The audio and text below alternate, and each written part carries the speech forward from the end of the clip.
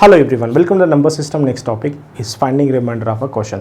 So next మనం discuss చేయబోయే topic ఏంటంటే సంఖ్య యొక్క శేషాలు కనుక్కోమంటాం. ఇది చాలా రిపీటెడ్ క్వశ్చన్ అండ్ కన్ఫర్మ్డ్గా మనకు ఒకటి లేదా రెండు లేదా మూడు క్వశ్చన్స్ అనేది మనకి రావడం జరుగుతుంది. అది ఎస్ఎస్సిలో కానీ ఎస్ఐపిసిలో కానీ ఫారెస్ట్ బీట్ ఆఫీసర్లో కానీ అన్ని కాంపిటేటివ్ ఎగ్జామ్స్లో బ్యాంక్ తప్ప అన్ని కాంపిటేటివ్ ఎగ్జామ్స్లో కూడా మనకు దీనిపైన క్వశ్చన్స్ అనేది రావడం జరుగుతుంది. సో ఈ స్టేట్ గవర్నమెంట్ ఎగ్జామ్స్లో ఎవరైతే forest beat officers and SIPC prepare అవుతున్నారో ఈ లేటెస్ట్ ప్యాటర్న్ క్వశ్చన్స్ కనుక ప్రిపేర్ కాకపోతే మీరు ఇబ్బంది పడుతూ ఉంటారు. దీనిలో చాలా మోడల్స్ అనేది మనకు ఆర్ఎస్ఆల్ టెక్స్ట్ బుక్స్లో లేవు. అండ్ దానిలో ఆర్ఎస్ఆల్ బుక్లో మనకు ఉన్నది కేవలం ఫస్ట్ ఫేజ్ క్వశ్చన్, అంటే ఫస్ట్ మోడల్ క్వశ్చన్ మాత్రమే ఉన్నాయి అండ్ లాస్ట్ మోడల్ క్వశ్చన్ ఉన్నాయి. రిమైనింగ్ మోడల్స్ అనేది మనకు ఆర్ఎస్ఆల్ టెక్స్ట్ బుక్స్లో లేవు. And this is a very important. ఇవి మొత్తం మనకు 5 మోడల్స్ ఉన్నాయి. ఈ 5 మోడల్స్లో డిఫరెంట్ టైప్స్ క్వశ్చన్స్ ఉన్నాయి. అవన్నీ కూడా మనం డిస్కస్ చేయడం జరుగుతుంది. సో కాబట్టి ఇందులో ఈ సంఖ్య శేషాన్ని కనుక్కోవడానికి ముఖ్యంగా మనము 3 రకాల కాన్సెప్ట్లు వాడతాం. అవి కూడా 1 by 1 డిస్కస్ చేద్దాం. సో ఆ కాన్సెప్ట్లోకి వెళ్ళే ముందు అసలు దీనిలో ఎన్ని మోడల్ క్వశ్చన్స్ అనేవి మనకు వస్తాయో చూద్దాం. ఫస్ట్ మోడల్ ఒక సంఖ్య ఇస్తాడు, ఇచ్చి ఆ సంఖ్య అంటే ఇవ్వడు, ఆ సంఖ్య ఇవ్వకుండా సంఖ్య యొక్క విభాజకం మరియు శేషాలు ఇస్తాడు. ఒక సంఖ్య ఇవ్వకుండా సంఖ్య యొక్క విభాజకం మరియు శేషాలు ఇచ్చి మరో విభాజకం ఇచ్చి శేషాన్ని కనుక్కోమంటాడు. ఇది రిపీటెడ్ మోడల్ అని చెప్పుకోవచ్చు. ఇది ఆర్ఎస్ఆల్ టెక్స్ట్ బుక్స్లో ఉంటాయి అండ్ దట్టు ఎక్కువగా రిపీట్ అవుతున్న క్వశ్చన్స్ అనుకోవచ్చు. కానీ 2018లో మాత్రం ఈ మోడల్ మీద కాకుండా సెకండ్ మోడల్ మీద మనకు క్వశ్చన్ అనేది రావడం జరిగింది. సెకండ్ మోడల్ మీద ఏపీలో అండ్ తెలంగాణలో ఫారెస్ట్ బీట్ ఆఫీసర్లో క్వశ్చన్ పడింది దీని మీద. సో ఏంటంటే సంఖ్యలపై ప్రాథమిక పరికరం, ఒక సంఖ్య ఇవ్వడం, రకరకాల సంఖ్యలు ఇస్తాడు. ఒకటి కంటే ఎక్కువ సంఖ్యలు ఇచ్చి ఆ సంఖ్యలపైన ప్రాథమిక పరిక్రియలు అంటే సంఖ్యల్ని గుణించి లేదా కూడడం లేదా తీసేయడం, భాగించడం అట్లాంటివి చేసి శేషాలు కనుక్కోమంటాడు. అది సెకండ్ టైప్ అంటాం. సో నేను క్వశ్చన్స్ చెప్పేటప్పుడే ఐ మెన్షన్ ఈచ్ టైప్కి రకరకాల మోడల్ క్వశ్చన్ డిస్కస్ చేసిన తర్వాతనే మనం ఒక్కొక్క మోడల్కి వెళ్తాం, ఓకేనా.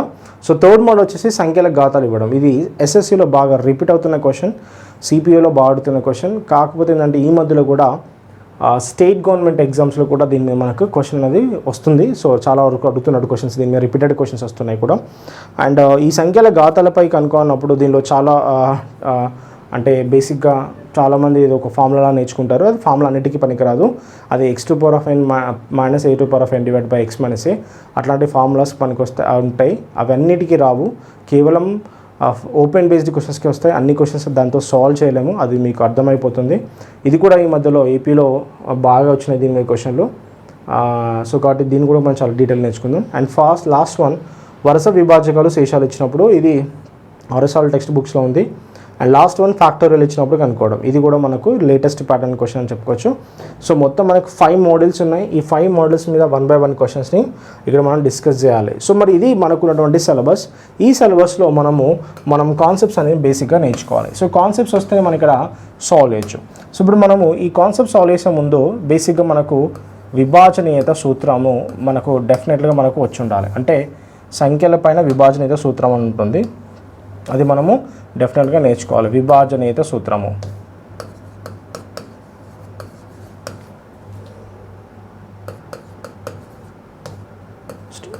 విభాజనీయ సూత్రము.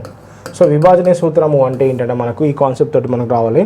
సో సంఖ్య అంటాము లేదా విభాజ్యము అంటాము.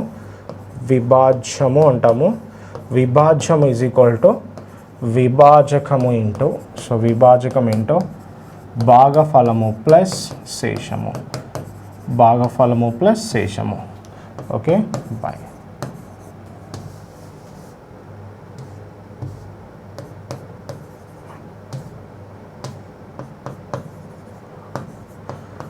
భాగఫలము ప్లస్ శేషం అంటాము. ఇక్కడ విభాజ్యాన్ని మనము సంఖ్య అని కూడా అనొచ్చు, విభాజకాన్ని మనం బేసిక్గా కారణాంకం అని కూడా అంటాము.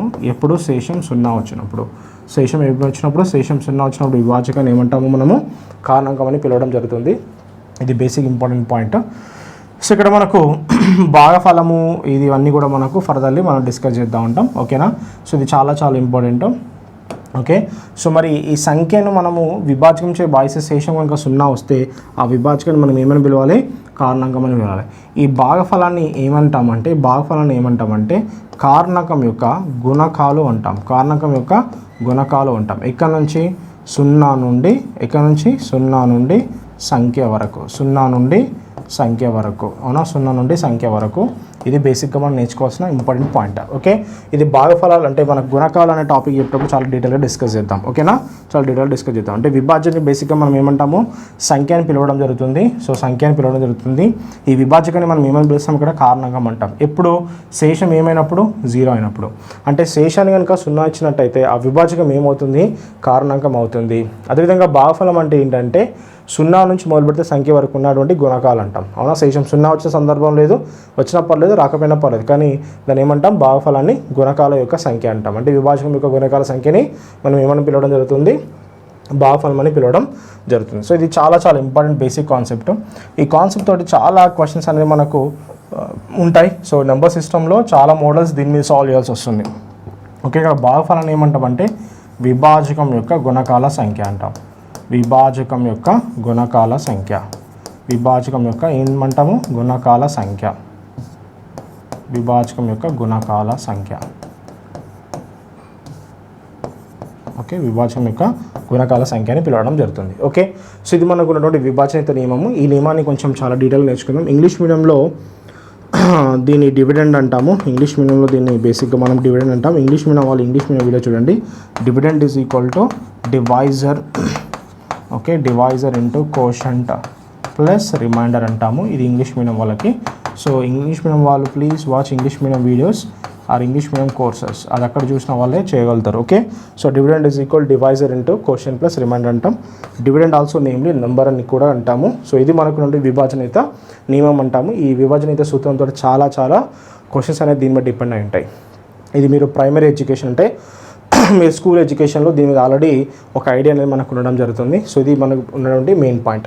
మరి దీనిలో మనం నేర్చుకునేది ఏంటి, సో దీంతో మనకున్న మెయిన్ ఏంటంటే మనం ఫస్ట్ కాన్సెప్ట్లో ఉన్నాం. We discuss concept 1. Okay, concept 1 ఏంటి అంటే ఈ కాన్సెప్ట్ 1ని అనులోమానుపాత నియమం అంటాం. ఏమంటాము, అనులోమానుపాత నియమం. అనులోమానుపాత నియమం ఈ కాన్సెప్ట్ ఉంటుంది. అనులోమానుపాత నియమం కాన్సెప్ట్ని మనం ఫాలో అవ్వాల్సి వస్తుంది. ఏంటి అనులోమానుపాత నియమం కాన్సెప్టో చూద్దాం. ఆల్రెడీ మనకు ఈ విభాజనిత సూత్రంలో సంఖ్య ఈజ్ ఈక్వల్ టు మనకు వచ్చింది ఏంటంటే విభాజకం ఇంటూ అవునా, విభాజకం ఇంటూ భాగఫలము, విభాజకం ఇంటూ భాగఫలము ప్లస్ నీకు లాస్ట్ వచ్చింది శేషం అనేది రావడం జరిగింది. ఓకే, విభాజకం ఈజ్ ఈక్వల్ టు సంఖ్య ఈజ్ ఈక్వల్ విభాజకం ఇంటూ భాగఫలం ప్లస్ శేషం అనేది రావడం జరిగింది. సో ఎప్పుడైతే ఇగో ఈ పదం కనుక స్థిరమైందో, స్థిరం అంటే స్థిరం అంటే సో స్థిరం ఉంది అనుకోండి, ఇది స్థిరం ఉంది. స్థిరం అంటే ఏంటంటే ఒకే ఒక విభాజకం వాడితే, ఒకే ఒక విభాజకం ఇచ్చిండు అనుకోండి, ఒకే ఒక విభాజకం ఇచ్చిన లేదా విభాజకం కారణాంకాలు ఇచ్చిన, ఏమిచ్చినా విభాజకం కారణాంకాలు ఇచ్చిన, గుర్తుపెట్టుకోండి. So very very very very important, అందరికీ కాన్సెప్ట్ రావాలి. ఓకే, ఇప్పుడు విభాజకం స్థిరం. స్థిరం అంటే ఏంటి, ఒకే ఒక విభాజకం ఇవ్వడం, అంటే రకరకాల విభాజకాలు ఇవ్వద్దు, ఒకటే విభాజకం ఇవ్వాలి. లేదా విభాజకం యొక్క కారణాంకాలు ఇవ్వాలి, విభాజకం యొక్క కారణాంకాలు ఇవ్వాలి. సో అప్పుడు మనకి ఏమవుతుందంటే ఆ ప్రక్రియలో విభాజకం అనేది ఎలా ఉంటుందంటే స్థిరంగా ఉంటుంది. సో స్థిరంగా ఉన్నప్పుడు మనకి ఏం ఏర్పడుతుందంటే స్థిరం ఇంటూ భాగఫలం స్థిరం, స్థిరం ఇంటూ భాగఫలం ఏమవుతుంది, స్థిరం అవుతుంది. అప్పుడు సంఖ్య ఈజ్ ఈక్వల్ టు శేషం. అంటే మనకి ఏ పాతంలో ఉంటుందంటే బేసిక్గా అనులోమానుపాతంలో ఉంటాయి. ఏ పాతంలో ఉంటాయి, అనులోమానుపాతంలో ఉంటాయి, గుర్తుపెట్టుకోండి. So very very important. ఇక్కడ రాస్తున్నాను సంఖ్య అనులోమానుపాతం శేషం. ఓకే, సంఖ్య అనులోమానుపాతం శేషం. ఎందుకు, ఏం స్థిరం ఉన్నప్పుడు, విభాజకం స్థిరంగా ఉన్నప్పుడు. ఏం స్థిరంగా ఉన్నప్పుడు, విభాజకం స్థిరం ఉన్నప్పుడు.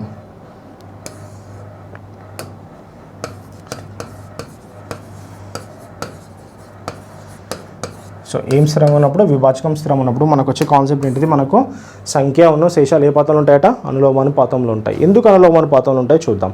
సో ఇప్పుడు మనం ఏమంటారు, అనులోమానుపాతం నియమంలో ఈ విభాజకం స్థిరం అయితే, స్థిరం అంటే ఏంటంటే ప్రతిసారి అదే విభాజకాన్ని వాడుతున్నారు, ప్రతిసారి అదే విభాజకాన్ని వాడుతున్నారు. అంటే విభాజకం ఎలా ఉంటాయి, విభాజక కారణాంకాలు వాడినా కూడా స్థిరం అంట. అప్పుడు సంఖ్య శేషం ఏ పాతంలో ఉంటాయి, అనులోమానుపాతంలో ఉంటాయి. ఏ పాతం ఉంటాయి, అనులోమానుపాతం ఉంటాయి. అనులోమానుపాతం అంటే సంఖ్యల్ని కూడావనుకోండి, సంఖ్యల్ని కూడితే శేషాలని కూడా ఏం చేయాలి, కూడాలి. సంఖ్యలు కూడితే శేషాలు కూడా ఏం చేయాలి, కూడాలి, గుర్తుపెట్టుకోండి. ఒకవేళ సంఖ్యలు తీసేసింది అనుకోండి, శేషాలు కూడా ఏం చేయాలి, తీసేయాలి. సంఖ్యల్ని గుణించింది అనుకోండి, శేషాలు కూడా ఏం చేయాలి, గుణించాల్సి వస్తుంది. సంఖ్యల్ని భాగించింది అనుకోండి, శేషాలు కూడా ఒకదానికొకటి భాగించాలి. ఓకే, అదేవిధంగా సంఖ్యల్ని ఘాతాలు చేసిండు, సంఖ్యని ఏం చేసిండు, ఘాతం చేసిండు. సంఖ్యను ఎంత ఘాతం చేస్తాడో శేషాన్ని కూడా అంతే ఘాతం చేయాలి. సంఖ్యను ఎంత ఘాతం చేస్తే శేషం కూడా అంతే ఘాతం చేయాలి. ఎందుకు? సంఖ్యాశేషాలు ఏ పదాలు ఉంటాయట? అనులోమానుపాతాలు ఉంటాయి. ఎప్పుడు? విభాజకం స్థిరం ఉన్నప్పుడు. ఇప్పుడు విభాజకం స్థిరం ఉన్నప్పుడు. సార్ విభాజకం స్థిరం అని మనకి ఎలా తెలుస్తుందంటే ఒకే ఒక విభాజకాన్ని వాడుతున్నాడు.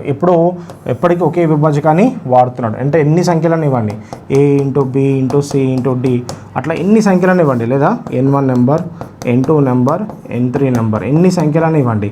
ఇక్కడ మనకు ఒకే ఒక విభాజకం ఇచ్చిండు, రకరకాల విభాజకాలు ఇవ్వలేదు. అట్లా ఇచ్చినప్పుడు ఖచ్చితంగా సంఖ్యలు ఎన్నో ఉండని, విభాజకం మాత్రం ఒకటే ఉందనుకోండి, ఖచ్చితంగా విభాజకం ఏముంటుంది? స్థిరం ఉంటుంది. ఆ స్థిరం ఉన్న సందర్భాల్లో సంఖ్యల్ని కూడితే శేషాలు ఏం చేయాలి? కూడాలి.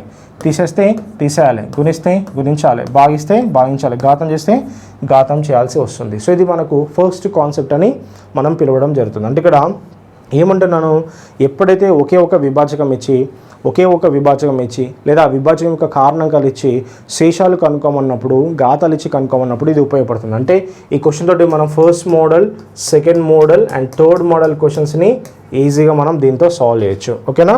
సో దీంతో ఈజీగా మనం 3 క్వశ్చన్స్ని బేసిక్గా సాల్వ్ చేయొచ్చు. ఓకేనా? Let's move on the questions. Let's move on ఆ బేసిక్ క్వశ్చన్. అంటే ఇక్కడ మనకు ఏమంటున్నాను, సంఖ్యాశేషాలు ఎలా ఉంటాయి? స్థిరంగా ఉంటాయి. ఓకే, ఎగ్జాంపుల్ చూద్దాం. సో ఫస్ట్ మోడల్ క్వశ్చన్ చూద్దాం. m, n ధనపూర్ణ సంఖ్యలు, m, n ఏ సంఖ్యలు? ధనపూర్ణాంక సంఖ్యలు. m, n ఏ సంఖ్యలట? ధనపూర్ణాంక సంఖ్యలు. దీనిని 9తో భాగిస్తే, 9తో భాగిస్తే వరుసగా 8, 5 శేషాలు ఇచ్చిన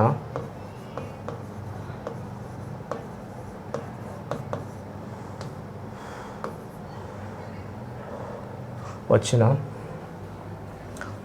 క్వశ్చన్ నెంబర్ 1 m ప్లస్ nని 9తో భాగిస్తే, శేషం ఎంత? 9తో భాగిస్తే శేషం ఎంత?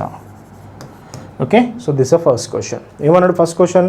m, n ఏ సంఖ్యలట? ధనపూర్ణ సంఖ్యలు. దాన్ని 9తో భాగిస్తున్నాడు. 9తో భాగిస్తే వరుసగా 8, 6 శేషాలు వస్తున్నాయి. అందులో ఫస్ట్ క్వశ్చన్ చూద్దాం. m ప్లస్ nని 9తో భాగిస్తే శేషం ఎంత అంటున్నాడు. ఓకే, శేషం ఎంత అంటున్నాడు. దీన్ని ఫస్ట్ మనం నార్మల్ మోడల్లో సాల్వ్ చేద్దాం. సో ట్రెడిషనల్ మెథడ్లో సాల్వ్ చేద్దాం. ఈ మోడల్లో సాల్వ్ చేద్దాం, ట్రెడిషనల్ మెథడ్లో సాల్వ్ చేద్దాం. ట్రెడిషనల్ మెథడ్లో సాల్వ్ చేద్దాం. సో ట్రెడిషనల్ మెథడ్ సాల్వ్ చేయడానికి మనము ఏంటో చూద్దాం. ఫస్ట్ వితౌట్ కాన్సెప్ట్తో చేస్తున్నాను. ఫస్ట్ చూద్దాం. ఫస్ట్ మనకి ఏమనంటే సంఖ్య ఇక్కడ ఏంటిది? m. ఆ సంఖ్యను దేంతో భాగిస్తున్నాడు? 9తో భాగిస్తున్నాడు. భాగఫలం తెలుసా? తెలియదు. భాగఫలం ఏమనుకుందాం? q1 అనుకుందాం. కాన్సెప్ట్ తెలుసు కదా, అంటే ఫార్ములా ప్రకారం సాల్వ్ చేస్తున్నాను. సంఖ్య ఈజ్ ఈక్వల్ టు విభాజకం. ఓకే, విభాజకము ఇంటూ భాగఫలము. ఓకే, భాగఫలము ప్లస్ ఏంటిదట? శేషము. ఇది మనకు ఆల్రెడీ కాన్సెప్ట్ ఉంది. భాగఫలం ఇంగ్లీష్లో ఏమంటాం? కోషంట్ అంటాం. కాబట్టి q1 తీసుకుందాం. ఓకే, q1 తీసుకుందాం. సంఖ్య ఏంటిది? m. ఎంతో భాగిస్తున్నాడు? 9తో భాగిస్తున్నాడు. సో భాగఫలం తెలియదు కాబట్టి q1 అనుకుందాం. శేషం ఎంతట? 8 వస్తుంది. ఓకే, నెక్స్ట్ సెకండ్ సంఖ్య చూద్దాం. n. దేంతో భాగిస్తున్నాడు? 9 తోటి. భాగఫలం ఎంత అనుకుందాం? q2 అనుకుందాం. శేషం ఎంత వచ్చింది? 6 వచ్చింది. Clear it is? ఎస్. జాగ్రత్తనండి. సో జాగ్రత్తనండి. ఫస్ట్ సంఖ్య m. సంఖ్య ఈజ్ ఈక్వల్ టు విభాజకం ఇంటూ భాగఫలం. భాగఫలం మనకు చెప్పలేదు. ఈ ప్రశ్నలో భాగఫలాలు ఏంటో చెప్పాడా? చెప్పలేదు. సో భాగఫలాలు చెప్పలేదు కాబట్టి మొదటి భాగఫలం q1 అని, రెండో భాగఫలం q2 అని అనుకుంటున్నాను.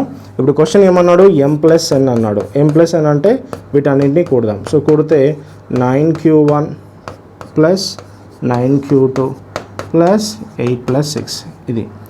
Okay, so m plus n అంటే 9 కామన్ తీస్తాం కాబట్టి q1 plus as well as q2 plus 8 plus 6 14.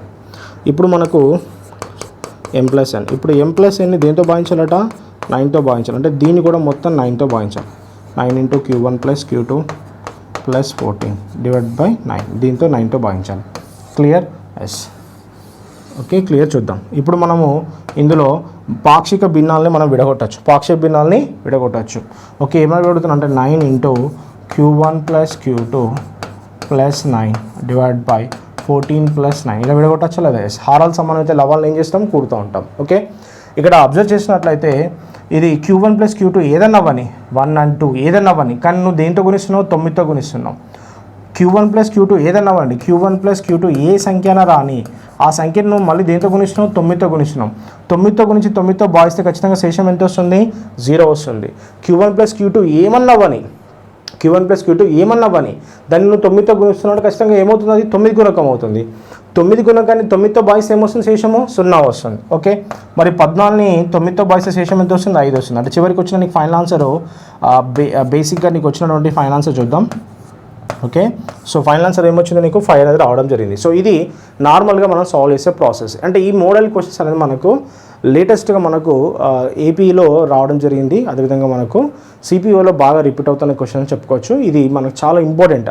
RRB ఎన్టీపీసీలో అయితే రకరకాలుగా దీని మీద క్వశ్చన్స్ అనేది రావడం జరిగింది. ఓకేనా, సో అంటే గత వీడియో అంటే మిగతా యూట్యూబ్ ఛానల్లో నాకు వీడియోస్ ఉన్న వాళ్ళకి ఈ మోడల్లో సుపరిచితం అని చెప్పొచ్చు. చాలా రిపీటెడ్ క్వశ్చన్స్ అని కూడా మనం దీన్ని చెప్పుకోవచ్చు. ఓకే, సో మరి ఈ విధంగా నార్మల్ మోడల్ సాల్వ్ చేయడం జరిగింది. బట్ నార్మల్ మోడల్ ఇలా సాల్వ్ చేస్తే మనకి ఎగ్జామ్లో అంత టైం సరిపోదు. ఓకే, టైం సరిపోదు. మరి దీన్ని కాన్సెప్ట్తో సాల్వ్ చేద్దాం. ఓకే, సో మళ్ళీ ఎక్స్ప్లెయిన్ చేయాల్సిన అవసరం లేదు. సో డైరెక్ట్లీ మనం దీన్ని దేంతో సాల్వ్ చేస్తున్నాము, కాన్సెప్ట్తో సాల్వ్ చేస్తున్నాం.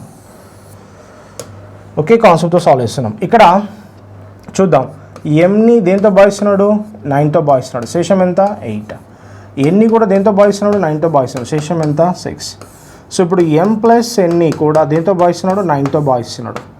అవునా, చూడండి ఇక్కడ విభాజకం ఎవరు, 9, ఇక్కడ విభాజకం ఎవరు, 9, ఇక్కడ విభాజకం ఎవరు, 9. విభాజకం ఎలా ఉంది, స్థిరంగా ఉందా లేదా, ఎస్. చూడండి విభాజకం ఎలా ఉంది, ఇక్కడ స్థిరంగా ఉంది. అబ్జర్వ్ చేసిందో లేదో, ఇక్కడ విభాజకం 9, ఇక్కడ విభాజకం 9, ఇక్కడ విభాజకం 9. విభాజకం మారిందా, మారలేదు. మరి ఇక్కడ సంఖ్యల్ని ఏం చేసిండు, కూడిండు. సంఖ్యల్ని కూడితే శేషాన్ని కూడా ఏం చేయాలి, కూడాలి. అంటే 14ని 9తో భాగిస్తే డైరెక్ట్ శేషం ఎంత వస్తుంది, ఇంకో 5 వస్తుంది. Simple logic. So this is a direct concept. You can easily handle this question without taking any much calculation. A calculation లేకుండా చేయాల్సిన సందర్భం అనమాట. ఇక్కడ విభాజకం 9, ఎంని 9తోనే భాగిస్తున్నాడు, ఎన్ని కూడా 9తో భాగిస్తున్నాడు, m ప్లస్ ఎన్ని కూడా దేంతో భాగిస్తున్నాడు, 9తోనే భాగిస్తున్నాడు. అంటే ఇక్కడ ప్రతి సందర్భాల్లో 9 అనేది మనకు విభాజకం. ఈ విభాజకం ఎలా ఉందంటే స్థిరంగా ఉంది. స్థిరంగా ఉంది కాబట్టి సో సంఖ్యల్ని ఏం చేశాడు, కూడాడు. సంఖ్యల్ని కూడితే శేషాలను కూడా ఏం చేయాలి, కూడాలి. సంఖ్యని భాగిస్తున్నాడు కాబట్టి శేషం కూడా ఏం చేయాలి, భాగించాలి. సో భాగిస్తే శేషం డైరెక్ట్ ఏమొస్తుంది, ఆన్సరు 8 ప్లస్ 6 ఎంత వస్తుంది మనకు, 14. 14/9 అంటే ఆన్సర్ ఎంత వస్తుంది, డైరెక్ట్గా 5 అని పెట్టచ్చు. This is simple technique. Okay, అంటే మనము క్వశ్చన్స్ని మనం సాల్వ్ చేసేటప్పుడు మనం ఫాలో కావాల్సిన మొట్టమొదటి ఇంపార్టెంట్ కాన్సెప్ట్ అనమాట. అంటే చాలా క్వశ్చన్స్ అనేది మనం సాల్వ్ చేయాలంటే ఈ కాన్సెప్ట్ అనేది మనకు 100% మనకు యూజ్ అవ్వడం జరుగుతుంది. ఓకే, యూజ్ అవ్వడం జరుగుతుంది. సో ఈ కాన్సెప్ట్ యొక్క ముఖ్య లక్షణం ఇదే అనమాట. అంటే దీన్ని ఉపయోగించి మనం చేయాల్సిన ఎన్ని మోడల్స్ అయినా కూడా మనం ఫస్ట్ కాన్సెప్ట్ చేయొచ్చు. ఫస్ట్ కాన్సెప్ట్లో ఏంటంటే విభాజకం స్థిరంగా ఉంటే సో సంఖ్యని కూడితే శేషాలని కూడా బేసిక్గా కూడడం జరుగుతుంది. ఈ మోడల్ మీద మనకు రకరకాల ప్రశ్నలు అనేవి మనకు వస్తున్నాయి, దాంతో మనము సాల్వ్ చేయొచ్చు. ఓకే, దీనిలో సెకండ్ క్వశ్చన్ చూద్దాం. దీనిలో మనము సెకండ్ క్వశ్చన్ చూద్దాం. సో దీనిలో సెకండ్ క్వశ్చన్ ఏంటంటే m మైనస్ ఎన్ని 9తో భాగిస్తే ఎంత అన్నాడు. సో ఇక్కడ చూసినట్లయితే m మైనస్ n, చూడండి ఎంని 9తో భాగిస్తే శేషం ఎంత వస్తుంది మనకు తెలిసింది 8. అదేవిధంగా ఎన్ని 9తో భాగిస్తే శేషం ఎంత వస్తుంది మనకు 6 వస్తుంది. ఇప్పుడు మన క్వశ్చన్ ఏమన్నాడు, m minus n divide by 9. సంఖ్యని తీసేసే శేషాన్ని కూడా ఏం చేయాలి, తీసేయాలంటే 8 minus 6 divide by 9. 8 minus 6 divide by 9 అంటే శేషం ఎంత వస్తుంది, 2 వస్తుంది. ఎందుకంటే 8లోకి వెళ్ళి 6 పోతే 2. 2ని 9తో భాగిస్తే శేషం ఎంత వస్తుంది, 2 వస్తుంది. Direct concept. అంటే వితౌట్ టేకింగ్ ఓల్డ్ మెథడ్, అంటే ఓల్డ్ మెథడ్ యూజ్ చేయకుండా మనం ఆన్సర్ని దీన్ని సాల్వ్ చేయడం. అంటే ఇక్కడ సంఖ్య అంటే విభాజకం ఇది 9 ఉంది. ఈ విభాజకం మనకు బేసిక్గా ఈ విభాజకం మనకు ఎలా ఉందంటే స్థిరంగా ఉంది. సో విభాజకం స్థిరం ఉన్న సందర్భాల్లో సంఖ్య మరియు శేషాలు బేసిక్గా ఏ పాత్రలు ఉంటాయంటే బేసిక్గా అనులోమానుపాతాలు ఉంటాయి. సంఖ్యా శేషాలు అనులోమానుపాతాలు ఉంటాయి కాబట్టి మనం ఈ ఫస్ట్ కాన్సెప్ట్ని ఉపయోగించి క్వశ్చన్స్ని ఈజీగా సాల్వ్ చేయడం జరుగుతుంది. సో సంఖ్యా శేషాలు ఏ పాతం, అనులోమానుపాతం. అనులోమానుపాతం అంటే ఏంటి, కూడితే కూడాలి, తీసేయాలి, గుణిస్తే గుణించాలి, భాగిస్తే భాగించాలి. That simple. దాన్ని ఏ విధంగా సంఖ్యని ఏ విధంగా డిస్టర్బ్ చేస్తే శేషాన్ని కూడా ఆ విధంగానే డిస్టర్బ్ చేయాలి. అర్థమవుతుందా? దానినే మనం అనులోమానుపాతం అంటాం. అనులోమానుపాతం అంటే పక్కవాడు ఏ నియమాన్ని పాటిస్తే మనం కూడా ఆ విధంగానే సాల్వ్ చేయాల్సి వస్తుంది. ఓకే, ఇది సెకండ్ క్వశ్చన్. మరి థర్డ్ క్వశ్చన్ ప్రాథమిక ప్రక్రియలో థర్డ్ క్వశ్చన్ కూడా చూద్దాం. అర్థమైందండి? సో ఈ విధంగా అనులోమానుపాత నియమాన్ని ఉపయోగించి క్వశ్చన్ని సాల్వ్ చేస్తున్నాం. ఓకే, సో థర్డ్ క్వశ్చన్ చూద్దాం.